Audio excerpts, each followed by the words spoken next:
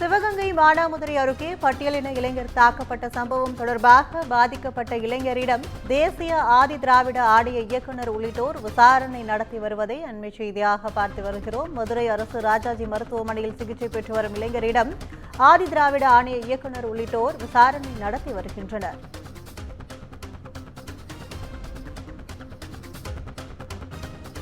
இளைஞரை அரிவாளால் வெட்டியதாக மூவர் வன்கொடுமை தடுப்பு சட்டத்தின் கீழ் கைது செய்யப்பட்ட நிலையில் பாதிக்கப்பட்ட இளைஞரிடம் தேசிய ஆதி திராவிட ஆணைய இயக்குநர் விசாரணை நடத்தி வருகிறார். சிவகங்கை மானாமதுரை அருகே பட்டியலின இளைஞர் தாக்கப்பட்ட சம்பவம் தொடர்பாக பாதிக்கப்பட்ட இளைஞரிடம் தேசிய ஆதி திராவிட ஆணைய இயக்குநர் உள்ளிட்டோர் விசாரணை நடத்தி வருகின்றனர். மதுரை அரசு ராஜாஜி மருத்துவமனையில் சிகிச்சை பெற்று வரும் இளைஞரிடம் விசாரணை நடைபெற்று வருகிறது. முன்னதாக இளைஞரின் வீடு உள்ளிட்ட மேலப்பிடாவூர் கிராமத்தில் நேரில் சென்ற அதிகாரிகள் விசாரணை நடத்திய நிலையில் இளைஞரை அரிவாளால் வெட்டியதாக மூவர் கைது செய்யப்பட்ட நிலையில் வன்கொடுமை தடுப்பு சட்டத்தின் கீழ் கைது செய்யப்பட்டுள்ளனர்.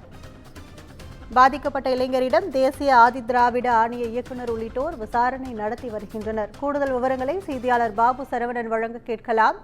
வணக்கம் பாபு சரவணன், இந்த விசாரணை குறித்த கூடுதல் விவரங்கள் என்ன? வணக்கம். கடந்த 13ஆம் தேதி சிவகங்கை மாவட்டம் மானாமதுரை அருகே உள்ள மேலப்படூர் கிராமத்தை சேர்ந்த கல்லூரி மாணவர் ஐயாசாமி.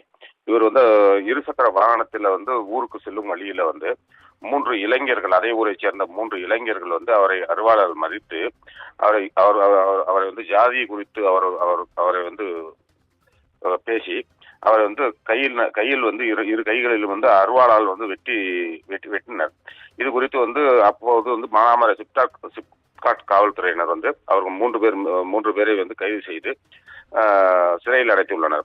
இந்நிலையில் இன்று ஆதி திராவிடர் நலத்துறை அதிகாரிகள் இன்னைக்கு நேர அந்த கிராமத்துல ஆதி திராவிடர் இணை ஆணையாளர் அவர் நேர இன்னைக்கு அந்த கிராமத்துல விசாரணை செய்து அங்கே உள்ள கிராம மக்கள்கிட்டையும் அந்த ஐயாசாமி அவரோட உறவினர்களிடம் விசாரணை செய்தாக அதன் பின்பு சிவகங்கை மாவட்ட ஆட்சியர் அலுவலகத்தில் ஆலோசனை கூட்டம் மாவட்ட ஆட்சியர் ஆசாஜித் மற்றும் மாவட்ட கண்காணிப்பாளர் தலைமையிலான அதிகாரிகளிடம் ஆலோசனை நடத்தப்பட்டது. இந்த ஆலோசனையில முதல் கட்டமாக அந்த வெட்டுக்காயமடைந்த கல்லூரி மாணவர் ஐயாசாமி குடும்பத்திற்கு 62,500 ரூபாய் பணம் நிவாரணமாக வழங்கப்பட்டுள்ளது. அதன் பின்பு அவருக்கு தீவிர சிகிச்சை இருக்க ஐயாசாமிக்கு மேல் சிகிச்சைக்கு அனைத்து உதவிகளும் மாவட்ட நிர்வாகம் செய்ய வேண்டும் என்றும் ஆதி திராவிட இயக்குனர் உத்தரவிட்டிருக்காரு. அதன் பின்பு இந்த கிராம மக்கள் அந்த ஆதி திராவிடர்களுக்கு பட்டா இடம் அங்க இருக்கிறதுல அவங்களோட வீடு இருக்கும் இடங்களுக்கு பட்டா வழங்க வேண்டும் என்று கோரிக்கை வைத்திருந்தனர். அது குறித்து மாவட்ட ஆட்சியர் பரிசீலனை செய்து அவர்களுக்கு பட்டா வழங்க வேண்டும் என்றும் ஆதி திராவிடர் நல இயக்குனர் இன்னைக்கு உத்தரவிட்டிருக்காங்க. விவரங்களுக்கு நன்றி பாபு சரவணன்.